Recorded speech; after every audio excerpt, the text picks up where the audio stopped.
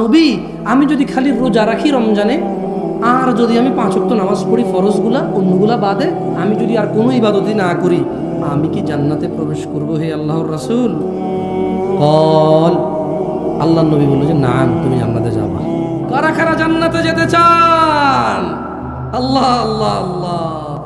জাবের রাদিয়াল্লাহু আনহু, সুবহানাল্লাহ। এই কাফের মুশরিক হয়ে যায় মানুষ নামাজ না পড়লে, এটাও জাবের রাদিয়াল্লাহু আনহু থেকে বর্ণিত হাদিস। দেখেন উনি কি বলতেছে, বলতেছে যে একজন লোক এসে বলল, ইয়া রাসূলুল্লাহ, আমি যদি দিনে শুধু 5 ওয়াক্ত ফরজ সালাত, সুন্নত নফল পড়বে, এটা সে বলে নাই। বুঝতে পারছি না? আমি না করছি কে সুন্নত পড়তে, নফল পড়তে না করছি না আমি এখন? আমি বলছি এরকম, আমি বলছি এক লোক আল্লাহর নবীকে এসে বলবো যে ইয়া রাসূলুল্লাহ, আমি দিনে শুধু ফরজ নামাজ পড়বো, তো ফরজ নামাজ কয় রাকাত? কেউ যদি বলে আমি শুধু ফরজ পড়বো, সে কি নফল পড়বে বলছে? সুন্নত পড়বে বলছে? তাহাজ্জুদ পড়বে বলছে? ঈদের নামাজের কথা তো সে বলে নাই। কোন নামাজের কথা? ঈদের নামাজের কথা সে বলে নাই। ঈদ তো ফরজ। আল্লাহর নবী, আমি যদি শুধু ফরজ নামাজ পড়ি আর রমাদানে সিয়াম পালন করি এবং হালালকে হালাল বলি, হারামকে হারাম হিসেবে মেনে চলি, ওলাম আজিদ আলা যালিকা শাইআ, আল্লাহর নবী আমি যদি খালি রোজা রাখি রমজানে, আর যদি আমি 5 ওয়াক্ত নামাজ পড়ি ফরজগুলা, অন্যগুলা বাদে, আর আপনি যত কিছুকে হারাম বলছেন আমি এগুলা মাইনা চলবো, এগুলো আমি করবো না। আপনি যত কিছুকে হালাল বলছেন এটাকে আমি হালাল হিসেবে নিই। এবং আল্লাহ নবী আপনাকে আমি বলে দিই, সারা দিনে আমি আর কোনো ইবাদত করবো না। আল্লাহ নবীকে বলতেছে। এই হাদিস পাইলাম কোত্থেকে? জাবের রাদিয়াল্লাহু আনহু থেকে বর্ণিত। এটা মুসলিমের হাদিস। ওনাদের কিসের হাদিস? সহিহ মুসলিমের হাদিস। এখন ওই লোক বললো যে আল্লাহর নবী, এবং এর চেয়ে মানে নামাজ রোজা আর হারাম আর হালালের এর চেয়ে আমি যদি কিছুই বৃদ্ধি না করি, আমি যদি আর কোনো ইবাদতই না করি, আমি কি জান্নাতে প্রবেশ করবো হে আল্লাহর রাসূল? কল আল্লাহর নবী বলল যে নাম, তুমি জান্নাতে যাবা। তাহলে শুধু নামাজ পড়বে, রমজানের রোজা রাখবে, আর যত কিছু আল্লাহ হারাম করছে ওটাকে কি বলবে? মেনে চলবে। তাহলে ওয়া আহলালতুল হালাল, হালালকে হালাল বলবে। এবারে আসেন, এই লোক এবার কি করবে? মানে এই লোকে বললো যে শুধু ফরজ নামাজ পড়বে, রমজানের রোজা রাখবে, হালালকে হালাল বলবে, হারাম মেনে চলবে। আল্লাহ নবী বললো যে হ্যাঁ, আর যদি বেশি কিছু নাও করো জান্নাতে যাবা। এইবারে এই লোক কি করছে জানেন? ওই লোকটা আল্লাহর নবীকে সামনে রেখে বললো যে আল্লাহর কসম, আমি এই 5 ওয়াক্ত নামাজ আর রমজানের রোজা হারামকে মেনে চলবো, হালালকে হালাল বলবো, আর কিচ্ছু বেশি করবো না, আল্লাহর কসম। সে আল্লাহর নবীকে বলতেছে যে আল্লাহর নবী, আল্লাহর কসম, আমি আর কোনো বাড়তি ইবাদত করবো না। আমি এটা বলে কি করব? আমি আর বেশি কিছু করবো, শুধু এগুলোই করবো। আল্লাহর নবী কিন্তু ওকে বলে নাই কিছু, ওকে বলছে জান্নাতে যাবে। কোথায় যাবে? কোথায় যাবে? ইয়া মুসলিম, আহা মুসলমান, দিনের 5 ওয়াক্ত নামাজ জান্নাতে যাওয়ার কত বড় পথ দেখছো? আর এই রমাদান মাস কত বড় পথ। হারামকে মেনে চলবে, দাড়ি কাটা নেকি না হারাম, টাকুর নিচে প্যান্ট পরা নেকি না হারাম, সিগারেট তামাক জর্দা খাওয়া নেকি না হারাম, অহংকার করা, মজলিসের পরিবেশ নষ্ট করা, মিছা কথা গাওয়া, বাপ মায়ের সাথে বেয়াদবি করা, স্ত্রীকে অন্যায়ভাবে আঘাত করা, যৌতুক নেওয়া, স্ত্রীকে তুচ্ছ তাচ্ছিল্য করা, পিতামাতার প্রতি অবাধ্য হওয়া। ওই লোকটা বলছে যে সে এগুলো করবে না। সে কখনোই তার পিতামাতার অবাধ্য হবে না, যেহেতু এটা হারাম। সে কখনোই দাড়ি কাটবে না, যেহেতু এটা হারাম। এটা এখানে বলে নাই, যেহেতু সে বলছে হারাম মেনে চলবে। কি মেনে চলবে? কি? সে সুদ খাবে না, ঘুষ খাবে না, মিথ্যা কথা বলবে না, দাড়ি কাটবে না, টাকুর নিচে প্যান্ট পরবে না, সে মারামারি করবে না, গালাগালি করবে না, বাপ মায়ের উপর অভদ্র হবে না, কোনো মানুষের উপর জুলুম করবে না, সে গান বাজনা শুনবে না, সে জানা করবে না, সে নেশা করবে না।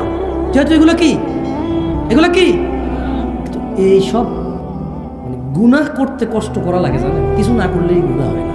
ধরেন আপনি মদ খাবেন না, এটাই আপনার, এটা কি খাবেন না ভাই? নামাজ পড়তে যেরকম বলছে ওটা বলছে যে খাইও না, তার মানে আপনার কষ্ট কি বলেন তো ভাই? খাবেন না, এতে কি কষ্ট? এই যে ছেলেগুলো 5-10টা মেয়েকে দেখে এইভাবে ওইভাবে, কখন রাতে 11টা বাজে কারে বাইর করবে, কখন মোবাইলে কারে ন্যাংটা করে বসে বসে ছবি দেখবে, খালি এই ধান্দা, এই ফিকিরে। ও ভাই, তোমার শরীরে যতটুক যৌবন আছে না, ওটুকুই আল্লাহ যতটুক দিছে যৌবন, ওটুকুই। এবার কি আরেকজনের মেয়ের ইজ্জত নষ্ট করে ভোগা ভাগা দিয়ে ওর সাথে এই যৌবন কাটাবা, নাকি বিয়ে করে বিবাহিত স্ত্রীর সাথে কাটাবা? একটুকুই যৌবন, বুঝছো? 5 টাকার মদ খেলো, কি খেলো? 5 টাকার গাঁজা খেলো, কি খেলো? 5 টাকা ছিঁড়ে ফেলে দিছে, এভাবে তার 25 টাকা চলে গেলে আর কত থাকে? আর বাকি 25 টাকা দিয়ে সে কি করলো? এইভাবে পেঁচাইয়া সিগারেট জ্বালায় খেয়ে ফেললো। বাকি 25 টাকা কি করলো? এইভাবে পেঁচাইয়া সিগারেট বানাইয়া এর ভিতরে সাদা পাতা জর্দা মর্দা বোমবান দিয়া উড়াই দিল। তার কাছে কত থাকে? আর যদি এই 50 টাকার নোট ভূগোল নিচে নিয়ে যদি দৌড়াদৌড়ি করে, এটা 100 টাকা হবে? বালিশের নিচে রেখা 100 হবে? হবে 100 টাকা? এমনি এমনি ঘষাঘষি করলে হবে?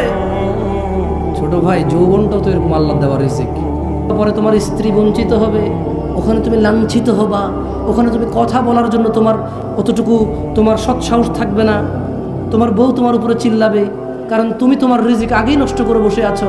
এরপরে রসুনের কুশ বকুলের নিচে দিয়ে হাঁটা লাভ হবে না। বুঝে আসছে? রিজিককে সম্মান করো। এই সুস্থতা আল্লাহর দেওয়া রিজিক, এই যৌবন আল্লাহর দেওয়া মহারিজিক, এই সম্পদ আল্লাহর দেওয়া মহারিজিক, এই জ্ঞান আল্লাহর দেওয়া মহারিজিক, এই চোখ আল্লাহর দেওয়া রিজিক, এই মুখ আল্লাহর দেওয়া রিজিক, এই দুহাত দুপা আল্লাহর দেওয়া রিজিক, এই সুখ দুঃখের অনুভূতি আল্লাহর দেওয়া রিজিক। এগুলাকে পরোয়া করো। রাসূল সাল্লাল্লাহু আলাইহি সাল্লাম বলেছেন, ইযা জাআ রমাদান ফুতিহাত আবওয়াবুল জান্নাহ, জান্নাতের দরজাসমূহ খুলে দেওয়া হয় যখন রোজা আসে। কোন দরজা খোলে? যেতে চাও? তাহলে কি করতে হবে? অ্যাট লিস্ট কমসে কম কি করতে হবে? যদি কোনো মানুষ জান্নাতে যেতে চায়, ও কমসে কম দিনে কয়বার নামাজ পড়তে হবে? কমসে কম কত রাকাত? কমসে কম কত রাকাত? বছরে কমসে কম কত মাস রোজা রাখতে হবে? আর যত কিছু হারাম এগুলোকে কি করতে হবে? এবং সে বাকি হালালকে হালাল বলবে, কিন্তু সে ইবাদত করবে না। মানে ওই লোকের কথা বলতেছি, ওই ব্যক্তি যিনি আপনাদেরকে না করছেন না। যতদিন ওয়াজ করছি, যতটুকু সঠিক বুঝার কথা অতটুকু না বুঝে মানুষ শুধু যতটুকু ভুল বোঝার অতটুকুই বুঝছে। আমি আপনাদের অনুরোধ করি, বলবো বুঝিয়েন না, সমস্যা নেই, ভুল বুঝিয়েন না। কেমন? কিচ্ছু বুঝিয়েন না, অসুবিধা নেই, ক্ষতি নাই। ভুল বুঝলে অনেক ক্ষতি, ফিতনা হয়ে যাবে। আল্লাহর নবী বলছেন, যখন রমাদান আসে জান্নাতের দরজাসমূহ খুলে দেওয়া হয়, ওয়াগুল্লিকাত আবওয়াবুন নার, জাহান্নামের দরজা বন্ধ করে দেওয়া হয়, ওয়াসুফফিদাতিশ শায়াতিন, শয়তানদের বন্দী করে ফেলা হয়। আচ্ছা, রোজার মাসে যদি শয়তান বন্ধ হয়ে থাকে, তো রোজা রাখে না যেই লোকটা, সিগারেট খায়, জানা করে, দিনের বেলায় স্ত্রী সহবাস করে, মুসলমান বলে নিজেরে, এতেরে কোন শয়তানে করে? আল্লাহ বলছে, মিনাল জিন্নাতি মিনাল জিন্নাতি মিনাল জিন্নাতি। তার মানে শয়তান কয় প্রকার? জিন শয়তান, মানুষ শয়তান।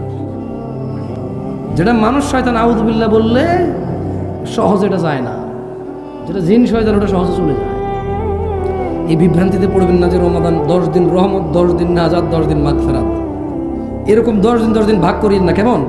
আবু হুরায়রা রাদিয়াল্লাহু থেকে বর্ণিত, তিনি বলেন, আল্লাহ নবী সাল্লাল্লাহু আলাইহি সাল্লাম বলেছেন, আদম সন্তানের প্রতিটি কাজই তার নিজের জন্য, রোজা ব্যতীত। কেননা সিয়াম আল্লাহর জন্য, আর আল্লাহ এটার প্রতিদান দেবে। সুবহানাল্লাহ। তো জাবের রাদিয়াল্লাহু আনহু থেকে বর্ণিত, তিনি বলেন যে আল্লাহ নবী বলছে, নিশ্চয়ই মুনাফিক আর মুসলমানদের মধ্যে পার্থক্য হচ্ছে ঈশা আর ফরজ নামাজ ত্যাগ করা। কারণ মুনাফিকের জন্য ফজর আর ঈশা পড়া কষ্ট হয়ে যায়। কত ভাগ মুসলমানের দেশ? হ্যাঁ, এখনো 90 ভাগ। কমে না রে ভাই, কমে না। কয় যে মানির মান জুতা দিয়ে যায় না। মানে কোন কাজ করে মানে মুসলমান, কোন কোন কাজে মুসলমান হয়? আমরা তো জানি যে অনেক কাজে মুসলমানের তো চলে যায়। এখন যাই হোক, কেউ যদি আল্লাহকে মেনে চলে মুসলমান হয়, তাহলে ওকে আল্লাহ জান্নাত দেবে। আর যদি কেউ মানুষকে মেনে মুসলমান হয়, ওই মানুষের যা ক্ষমতা সে তা দিবে তাকে, যদি পারে বাঁচাবে। আল্লাহর নবী বলছে, বান্দা আর মুশরিক কাফেরের মধ্যে পার্থক্য হচ্ছে নামাজ। কি? যে নামাজ পড়ে সে হলো বান্দা, যে নামাজ পড়ে না সে মুশরিক ও কাফের। আমি বলি নাই, ফতোয়া দিচ্ছি না, ওয়াল্লাহি ফতোয়া দিচ্ছি না, অনুবাদ করতেছি। কেমন? কি করতেছি? এবার আপনি মুসলমান কেমনে হবেন, আল্লাহর জান্নাতে কেমনে যাবেন, সিদ্ধান্ত কার? যেমন আসে বলবে যে কে বল। আমি দুটি কথা বলে এখানে সংক্ষিপ্ত বক্তব্য শেষ করব। জানাকারী আছে কিনা আমাদের এখানে? মদখোর আছে কিনা আমরা? বাপ মায়ের উপর অত্যাচারকারী, মিথ্যাবাদী, মিথ্যা সাক্ষ্য দেওয়া, দুনিয়ার যত অপরাধ আছে কোনো না কোনো অপরাধের সাথে কেউ না কেউ জড়িত আছে কিনা? তাইলে ওই যে ওই লোক বলল হারামকে মেনে চলবে, হালালকে স্বীকৃতি দিবে, যতই মানুষ বলুক কি কয় আস্তাগফিরুল্লাহ তওবা তফসি কানে দর্শি আর জীবনে করতাম না, যতই হোক মানুষ, আল্লাহ যেটাকে হালাল করেছে সেটা লজ্জা পাবে না। কি পাবে না? আল্লাহ যেটাকে হারাম করেছে সে কখনো এটা থেকে লজ্জা উঠাবে না। কি উঠাবে না?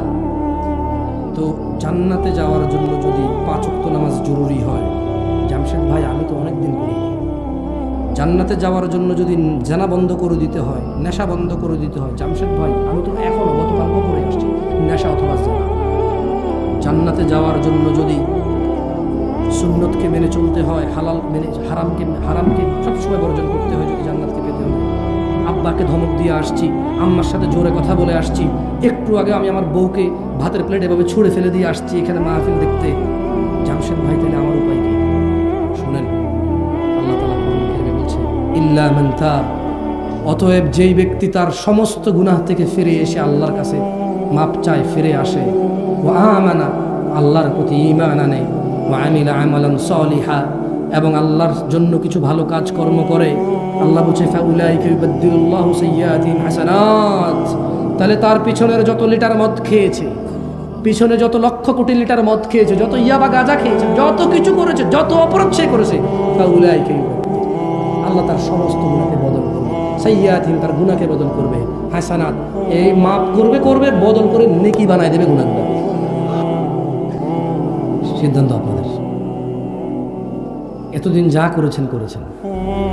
যদি ঈমান আনেন, আল্লাহর কাছে ফিরে আসেন, ঈমান আনেন, ভালো কাজ করেন, তাহলে পিছনের যত গুনাহ আছে আল্লাহ নেকিতে পরিবর্তন করে দেবে। এখন আপনি আজকে ফজর থেকে নামাজ শুরু করবেন কিনা, এখান থেকে গিয়ে উযু করে ঈশার নামাজটা পড়ে ফেলবেন কিনা সিদ্ধান্ত। সিগারেটের যে প্যাকেটটা আছে ছুঁড়ে ফেলে দেবেন কিনা। শেভ করা লোকটা আপনি এভাবে হাত দিয়ে কি বলবেন মুচকি হেসে, রাখ, আসলে প্রতি সপ্তাহে শেভ করতে হয়, কাটি আবার ওঠে তো দেখিস ফলে আর কি। এর চাইতে ভালো নবীর ভালোবাসায় দেখিয়ে দিলাম, যা আরো ভালো কিছু করা লাগবে না, আরো ভালো টাকা বেঁচে যাবে, আরো ভালো মানুষ একভাবে দাঁড়িয়েওয়ালা চোখে দেখে চোখ সৌন্দর্য চলে আসবে, আরো ভালো সুন্নতের আমল হয়ে গেল, আরো ভালো। এবার শরমে লজ্জায় অনেক কিছু বলা যাবে না, মানুষ বলবে যে মুখে দাঁড়িয়ে দেখে তুই কি কস। আরো ভালো দিন পালন আমার জন্য সহজ হবে, আরো ভালো।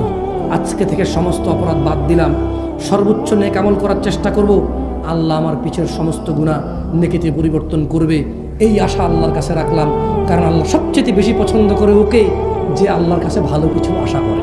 তবে ক্ষমা চাও, ফিরে আসো এবং ভালো কাজ কর্ম করো, গুনাহগুলোকে নেকিতে পরিবর্তন করে রবের সন্তুষ্ট চিত্তে সেই জান্নাতে প্রবেশ করো, যে জান্নাতে স্বর্ণ খচিত আসনে হেলান দিয়ে আড্ডা দিবা, যে জান্নাতে কিশোররা তোমাদের খাদেম হবে, যে জান্নাতে হুরুন ঈন, যে জান্নাতে হুর থাকবে, এমন স্ত্রী পাবা যাকে কোনো চক্ষু কল্পনা করতে পারে না, অসম্ভব। পুরো পৃথিবীর সমস্ত পুরুষের সমস্ত যৌবন একত্রিত করে যদি কল্পনা করা যায় কোনো এক কাল্পনিক রোমান্টিক কিছু, তবু হুরের কোনো কিছুই কল্পনা করা যাবে না। এত ডিফারেন্ট হবে, সুবহানাল্লাহ, এত স্পেশাল হবে। সেই জান্নাতে যদি যেতে চাও, জাস্ট গুনাহ থেকে ফিরে আসো, মাপ চাও। আকুলু কওলি হাযা আস্তাগফিরুল্লাহ লি ওয়া লিসাইরিল মুমিনিন ফাস্তাগফিরুহু ইন্নাহু হুয়াল গফুরুর রহিম। আমি আল্লাহর কাছে মাপ চাই আপনাদের জন্য এবং আমার জন্য। আল্লাহ তাআলা আমাদের সবাইকে মাফ করে দিন এবং আপনারাও নিজেদের জন্য মাপ চাইয়েন। এই কথা বলে আমি আমার আজকের অধিবেশন শেষ করলাম।